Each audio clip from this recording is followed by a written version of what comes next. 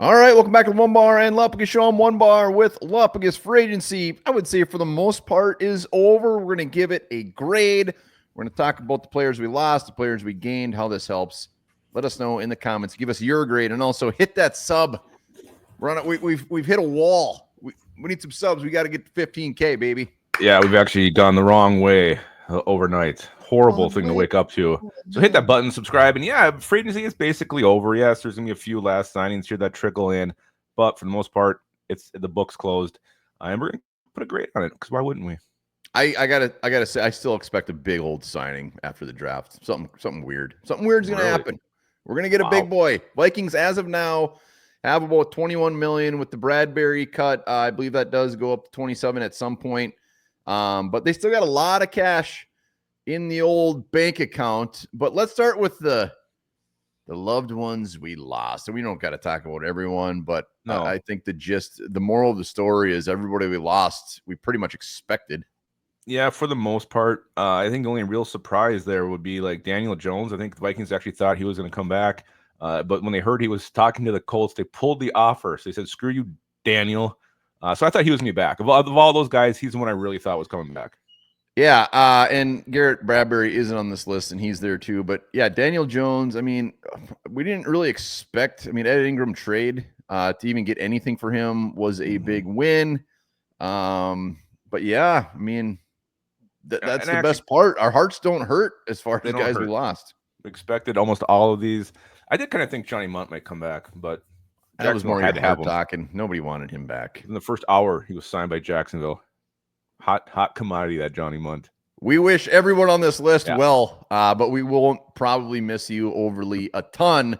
Let's go to the good side, what we're going to grade. Let's go to players signed, re-signed. So the green are the players that are listed as starters and will most likely start. Isaiah Rodgers, as of now, is a starting cornerback on the depth chart. And in the red are guys that will probably get their fair share of playing time. In the purple are just like, we're not really sure.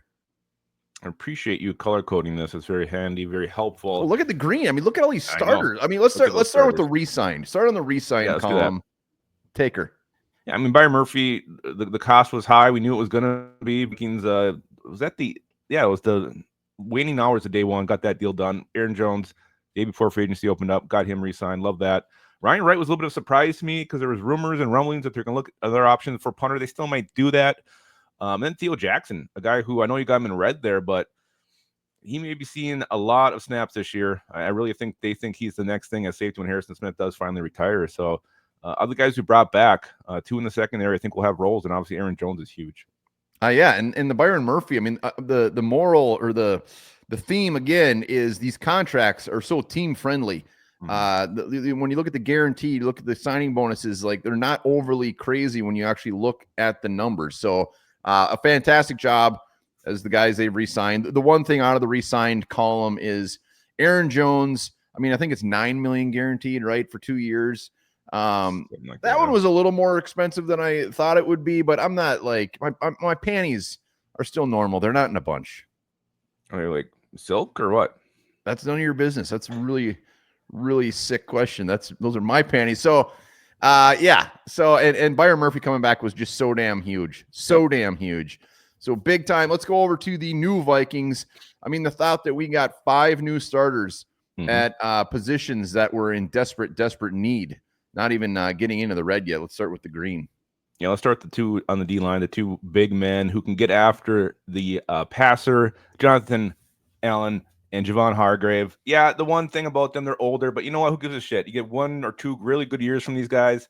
With those edge guys as well, with Gink and Grenard on the outside. I mean, the quarterbacks are going to be under a ton of pressure this year from the Vikings defense. The front sevens be absolutely amazing. And having these guys, these big men who can actually get after the quarterback without having to send guys, that's huge for this defense and something we've not had in a long time. Yeah, and they can be 90 years old. The fact is they're better than what we had, and what we had was actually pretty damn good. So we improved an already good defensive line and made it a lot better. And they're taking huge swings on Allen and Hargrave. And honestly, even if one of these guys pan out to be the guy, it's still going to be a huge win.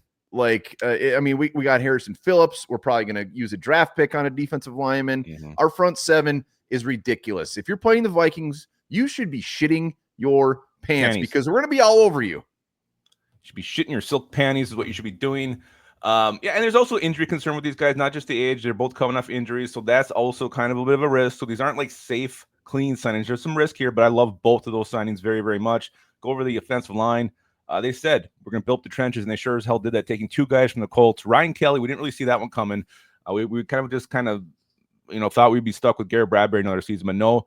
Get Ryan Kelly, the guy who looks very intelligent but also very mean, and then Will Fries, the golden fish, the one we all wanted to go out and get. We got him, 5 years, $88 million, but again, the contract's very team-friendly as well, improving the weakest spot of this team with those 2 signings. Yeah, and again, I mean, just they're better than what we had. Ryan Kelly, a big-ass improvement over Bradbury. Will Fries is not even close. Again, with like the defensive line, these guys bring their risks. Will Fries hasn't had a ton of success. He's had some very short-term success, and he's coming off an injury. Ryan Kelly coming off injuries as well. But, man, this is so huge for J.J. McCarthy. This is so huge for our running game, which appears that it's going to be a big part of this offense. It is just – I love the fact that they're actually sticking to their word and said, you know what, we're going to improve defensive line, we're going to improve offensive line, and they not only did it, they threw a ton of ass money at it. Mm-hmm. It didn't in spades, as they say. Isaiah Rodgers, the aggressive little cornerback, they're feisty as hell. A lot of people are very high on what he can do in Brian Flores' system. And you look at some of his numbers. I mean, he grades out very, very high. A guy who I think, could be on a career year if he does get out there and start for the Vikings, which he is right now, a starter. Yeah, Isaiah Rodgers is going to be the guy everybody's talking about. He's going to be the Andrew Van Ginkel this year. He's going to be the signing that nobody really knew a ton about, and all of a sudden it's like, holy shit, this guy is actually damn good. We got to steal. And that doesn't mean he needs to start 17 games, but he's going to be a big part of this secondary, and he's going to be out there a lot, and he's going to look good. We're going to win a ton of games. Yeah, before we talk about the guys in the red, let's talk about the purple, the backups here. I mean, you got Jeff Okudah, guy. I know you think he's going to make the team. I'm not sold on that yet. A guy who's been in the league. Contract just says he's making the team. Hasn't quite shown it yet. I don't know if he has it. Tavierre Thomas, special teamer, cornerback depth as well. Eric Wilson, who saw that return coming? No one did. Another good special teamer. Justin School, we need a swing tackle. We got him there. And Tim freaking Jones, wide receiver depth, and another special team right there. Yeah, I mean, obviously, like, if I had to bet, I wouldn't say every one of these guys in purple make the final 53, but I think most of them do. Really, I mean, I think Okudah does make the team. His whole salary is guaranteed, like, and total Flores project. And Thomas, I think it comes down to Tavierre Thomas or Tim Jones, because one of those guys is going to be the special team demon and add some decent depth as far as special teams. Wilson, who knows? Maybe he gives Ivan Pace a run for his money. He should. Like, he ain't gonna be that basically tough. the same type of player, so we'll see. Yeah, but he might be better. Wilson. He might be better, so we'll see. We will see on that. Let's go to the guys in red. Frickin' Warhammer, Jordan Mason. Warhammer, Jordan freaking Mason, a double-headed monster. I bet there's games where Mason gets the rock more than Aaron Jones, depending on who we're playing, depending on the play calls. And we're going to get a lot of red zone touchdowns, hopefully, on the ground, something we didn't do. Jordan Mason, beautiful. And let's hope with KOC having these two, this two-headed monster, having a young quarterback, he actually does rely on this running game. And we haven't had a violent runner like Jordan Mason in forever. And it's something it's going to be great. Like, when you get a big lead, you can start, running the football, milking time off the clock, which we've never been able to do before. So it's huge. Jordan Mason, I didn't see that trade coming. We basically got him for nothing. We swapped a pick, gave a pick next year, like a 6-rounder. Great deal by Kwesi. 49ers fans were not happy about that trade. We took away their Warhammer. We took away their tool. And now he's one of us. And then the last night, a guy who went and visited every single team before finally agreeing to come back to Minnesota, Rondale Moore, going to give Jalen Naylor some run for his money as wide receiver 3.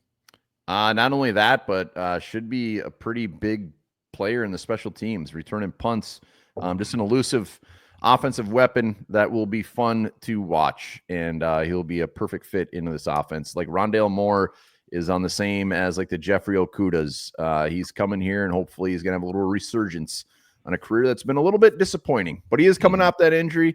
We'll see what happens. But, man, if you don't like this free agency class, you don't like anything. Yeah, you hate life, apparently. Let us know. We're going to give our grades. Let us know your grades in the comments. Lupagus, what's your grade on this free agent class, considering who we lost, who we brought in, everything? Well, and you got to throw in the 2 comp picks as well that we're going to get, a 3rd and 4th, 5th, maybe, depends where that thing lands. So you got to throw that in there because Kwesi's also playing that game, getting us a couple extra picks for 2026. To me, it's an A. There is some risk here. You got the older guys on the line coming off the injuries. It's kind of a theme with a lot of these players. But I love what they did, improved the trenches, and then going out and getting Jordan Mason too. It's just phenomenal. So A for me.